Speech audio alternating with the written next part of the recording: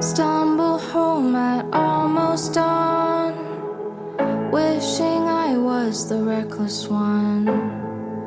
And you had the nerve to shrug. You said I'm skipping town a couple months.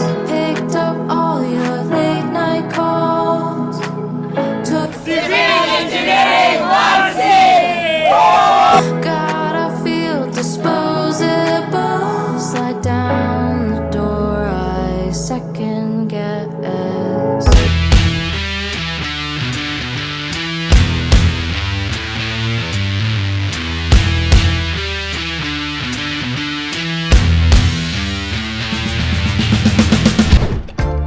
I did what I supposed to. There's nothing left for me to do. So now I'm poking out my head through open windows. Cause that's what I feel like. Do it tonight. Waking up my brain. Maybe you can do the same thing. You want me to.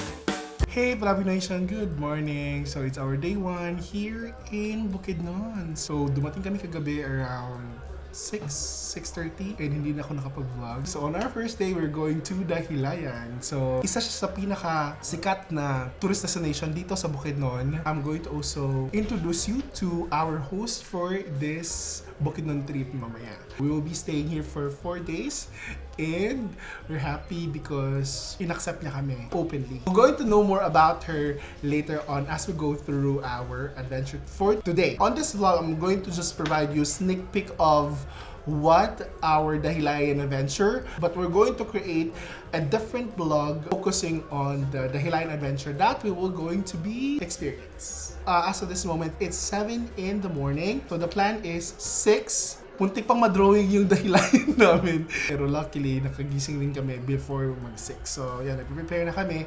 And then, we're going to hit the road. In 1, 2, 3, let's go!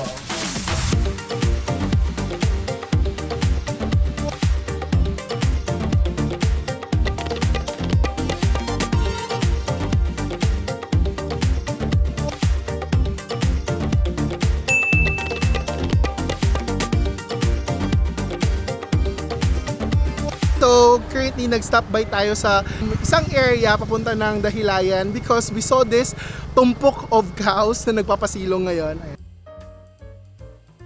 Hindi ko lubos akalain na may mga ganitong view dito sa Bukidnon. And it's really something that I am so amazed because I really thought na lahat ay na-urbanize na, yung hindi mo na ma-feel yung mga ganitong feeling. Pero I'm so grateful that I was able to experience this kind of experience na nandito lang din sa Pilipinas.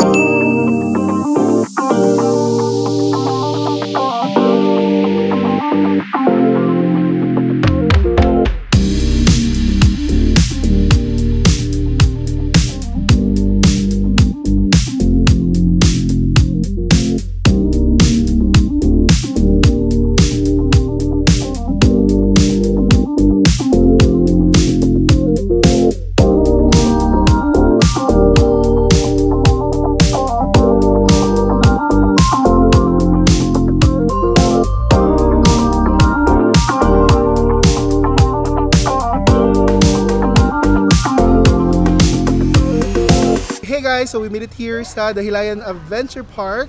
So the fun starts here. Let's go!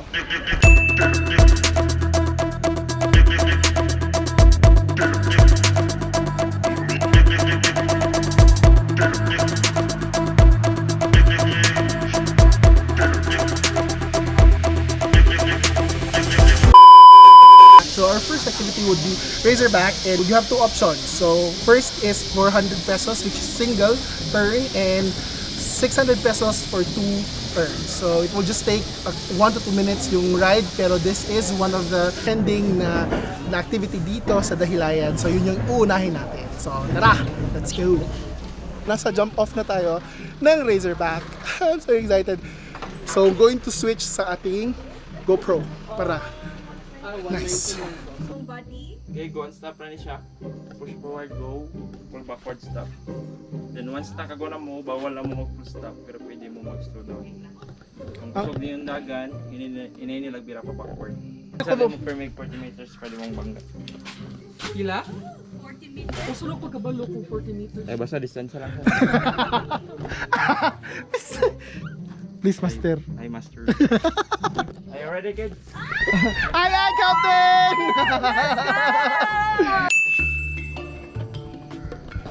Eng!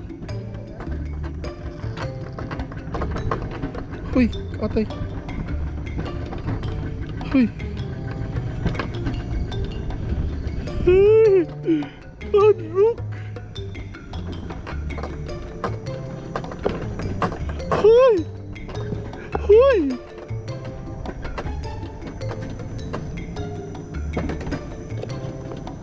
It's so hard, look! Uy!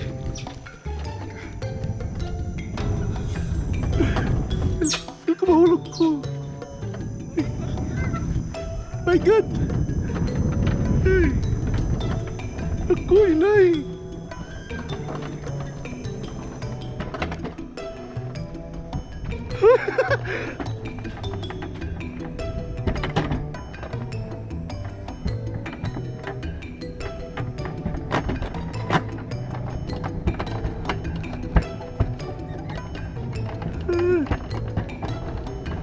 Inay ko po! Ina!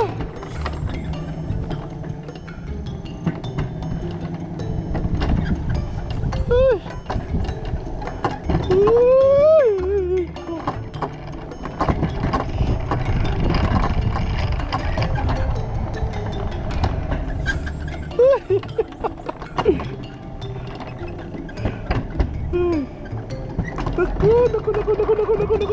Naku! Oh my gosh!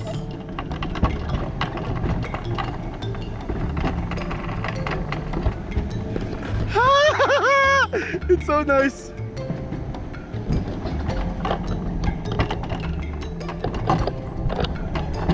Ay, naku! Ay!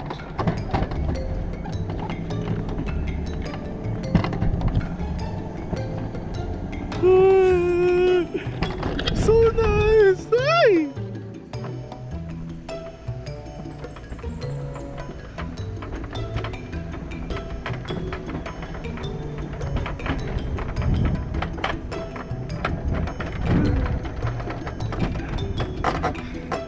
Yung nakakatakot is yung nagtumatagilid siya. Yung para mahuhulog ka. Pistot! Okay na yung mga ganito kasi straight line lang, ganyan. Woo! Nice one! Nice ka! So, tagilid na sa! Tagilid na sa! Yay! Finish line na tayo, guys! Finish line na tayo! Nice ka! Woo! So, next ride tayo, which would be ATV. So, before ka pupunta dun sa ticket outlet, para bumili ng ticket mo for ATV, you need to actually go sa ATV area first for safety briefing. Tapos, bibigyan kayo ng coupon para makabili kayo ng ticket doon sa ticket area. So, magbabayad na tayo ng ating ATV. So, makakuha na tayo ng coupon for 2 ATV plus 1 buggy. Brake sa likod, priority brake, brake sa tubangan assist brake, pwede po sa gamiton duwa para safety. Trail ma'am sir, trail is 3.5 kilometers, 35 degrees uphill, downhill curve, line curve, start down, graph road.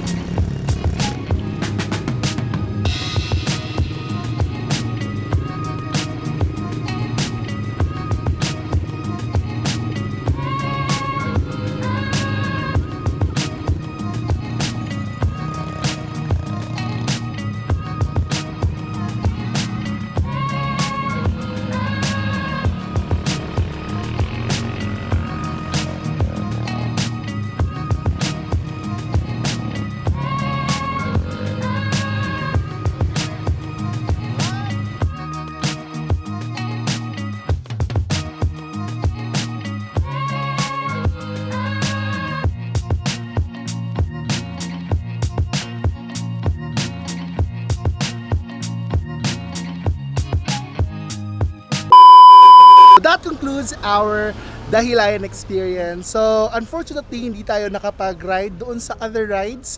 Yung drop zone, yung mga ganon, is hindi pa available as of this moment. If you wanted to visit Dahilayan, I best suggest to do the Razorback at saka yung ATV ride.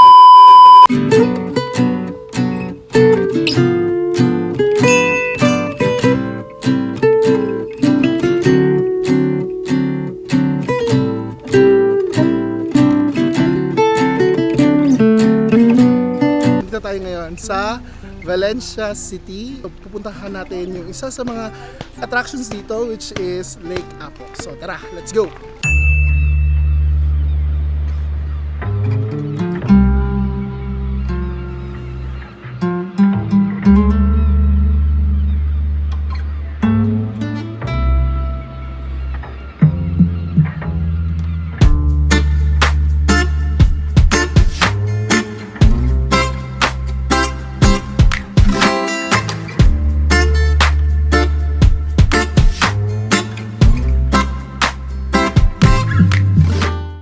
Hello, Philippines! Hello, world!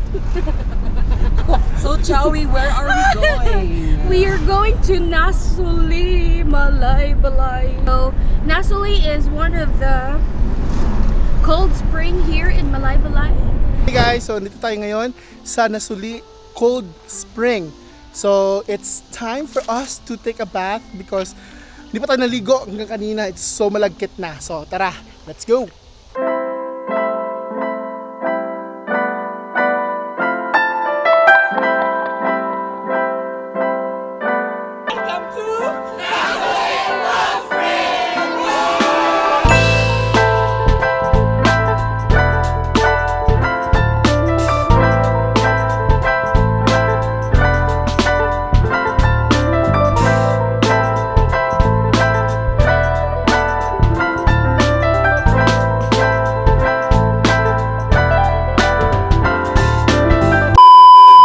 Hey, it's our day 3 here in Bukidnon. So, punta kami ngayon sa Valencia.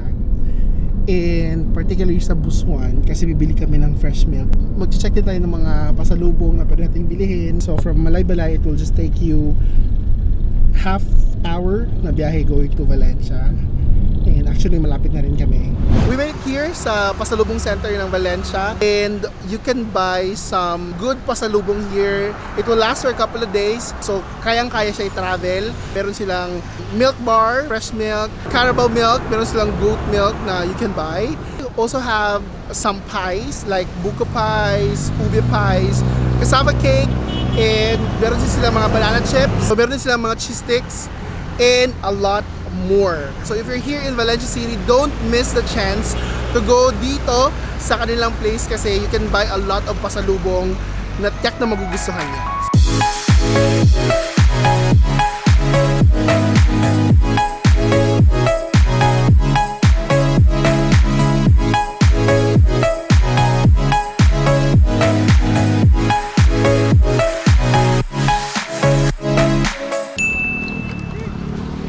Yeah, you can vlog here.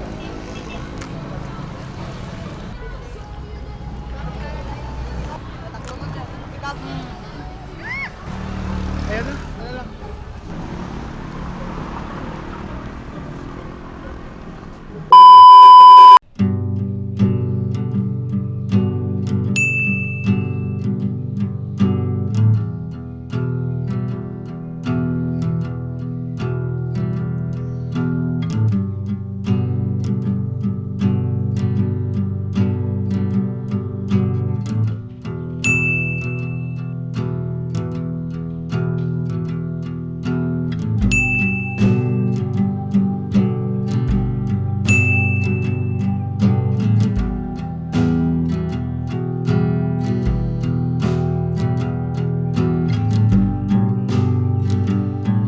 Diri sa Kamulan is ang park na pangbata. Okay. And then dito sa sulod is ang zoo. So na yung mga tiger, mga lion, snakes. And then if gusto mo mag horseback riding, na dito sa unahan. Okay. Oh, tuyok na siya pa yun dito. And then, if gusto mo mag-jog, gusto mo mag-walking, you could also do that here. Just like them. So, di ba? If gusto mo mag-family picnic, ano lang, chill-chill lang, pwede mo magdala og inyong blanket and you can just picnic there. So, it's for free, right? Yes, it's free. It's for free. It's free to all. It's very clean. So nice. So that's And why they call it Little Baguio. because it's cold, no? It's cold. So yeah, that's it for the Kaamulan ground. So this is actually located dito sa kanilang capital ground as well. Unahan lang ng konti. So this is Kaamulan. So pwede kayo makapunta dito and it's for free. Napaka-nice ng view. It's Instagrammable. If you are planning to go here in Bukidnon, don't miss Malaybalay.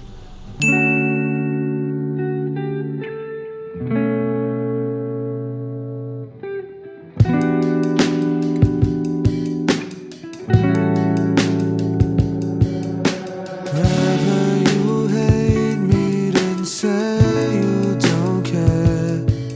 If you've lost the will to still find what we had, is this what's left of us? Just small talk and Morning Palabi Nation. So it's our day 4 and the last day here in Bukidnon, specifically here in Malaybalay. So yeah, kakatapos lang namin mag-pack na aming mga gamit and then pupunta na kami ngayon sa terminal. It's sad, but we need to go back to the reality again. So yeah, it was a great experience exploring a little bit of Malaybalay. I know, konti lang yung na-feature natin sa vlog na to, but I will definitely go back. If you wanted to visit those areas na napuntahan namin during this 4-day trip here in Malaybalay, you can actually check the description down below kasi lalagay ko lahat ng mga details regarding sa aming mga pinuntahan. So yeah, I think this is the best time to end this vlog, and if you're not yet my subscriber, please do subscribe by clicking the red subscribe button and the bell next to it para ma-update ka sa mga bagong vlogs kagaya nito. Alright, so it's me again, Antoy Palaboy, ang pobreng lagan, saying explore because life is too short and be a responsible lagan. Till next time, I'll see you on my next vlog. Bye!